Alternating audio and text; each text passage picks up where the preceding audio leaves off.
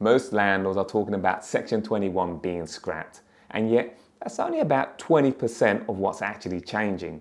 Yes, Section 21 is going, and what replaces it is going to be slower, more restrictive, and far more controlled. So if you're a landlord and you don't understand the detail, well, this is where landlords are going to make expensive mistakes. From May 2026, the rental market isn't just being updated, it's being restructured. And a lot of landlords out there are still thinking in the old systems.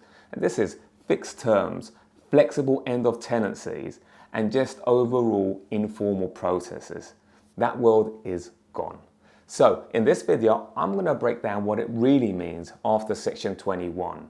The grounds you'll rely on moving forward, the timelines, but also just the real risks. And quickly, just to be clear, you can still serve Section 21 as long as the tenant receives it by the 30th of April. That's received, not posted, not emailed, received by the tenant by the 30th of April. After the 1st of May, it's gone and there is no coming back with Section 21.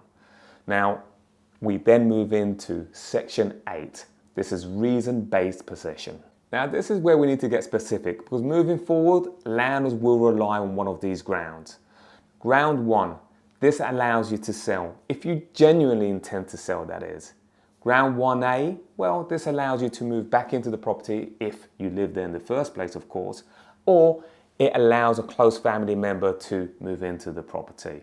Sounds straightforward? Well, there are some restrictions. As an example, you cannot serve these grounds in the first 12 months of the tenancy. So if a tenant moves in today, you're effectively locked in for a year. So let me break this down for you. If you want to act at month 8, you serve notice, give 4 months notice, and it expires at month 12. So effectively, these grounds do have a 12-month protected period. And it goes further. If you use ground 1 to sell the property, you evict the tenant, put the property onto the market for sale, and you find out that you don't achieve the price that you wanted. Well, you cannot re-let the property for a period of 12 months. So imagine that. Here in London at least, it's a timeline between putting the property in the market and actually being sold of around about 3 months. So in 3 months, you find out actually you're not selling the property, at least not for the price that you want to. You're going to have to wait another 9 months before putting the property back on the rental. So think about that before you decide to sell, because you could end up with 9 months to 12 months void period. And a critical point to keep in mind is all of this has to be evidence-based moving forward. So you can't just put your hand up and say, I'm thinking of selling and therefore I want you to vacate the property. You actually have to provide evidence. Now, what this actually is going to be, we don't know at this point. But there's been some suggestions that it is a letter from an estate agent. It could be an offer that you already have from a buyer. This is all up in the air, but let's see how this continues to evolve. And if you're finding this video helpful, make sure you smash that like button. It really does motivate me in making more of these videos. Now let's talk about rent arrears. And I know that this scares a lot of landlords, and yet when it comes to prime London property, I mean, having worked in the industry for over 20 years, I know this is less of an issue, especially if you know where to buy your property investments. It just attracts a certain type of tenant. Now, for landlords where this does become a major issue, this is going to be important because before, what would happen is you'll be 2 months rent in arrears, you serve 2 weeks notice and then court. As we move into the new world, which we talk about in the property industry, we're now looking at 3 months in arrears, 28 days notice and then court. So effectively you're going from 2.5 months to 4 months minimum. In reality, you're looking at 4 to 8 months to regain possession. And here is the other key issue.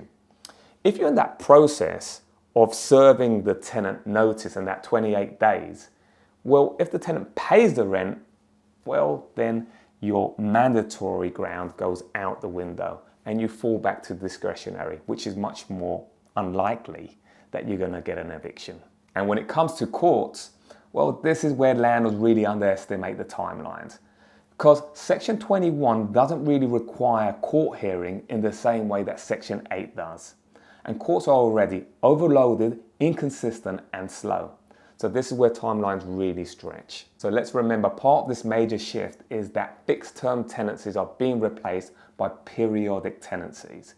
So tenants can leave at any time with notice. And when it comes to landlords, well, they don't end tenancies, they justify its end.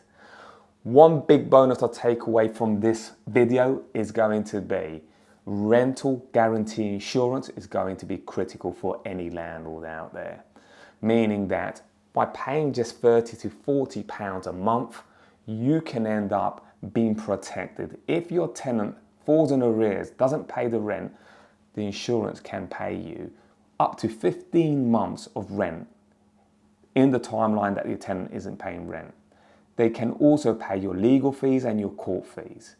It's something that's going to be worthwhile moving forward. We're already seeing the change in more and more landlords being protected. Also, choosing your tenant right, because the reality is that Renters' Rights Bill is scaring a lot of landlords. I haven't seen many Section 21 officially being served in prime London, at least not with the properties that we see day to day. Now, I'm interested in how you feel about that, whether as a landlord or a tenant. Leave me a comment below.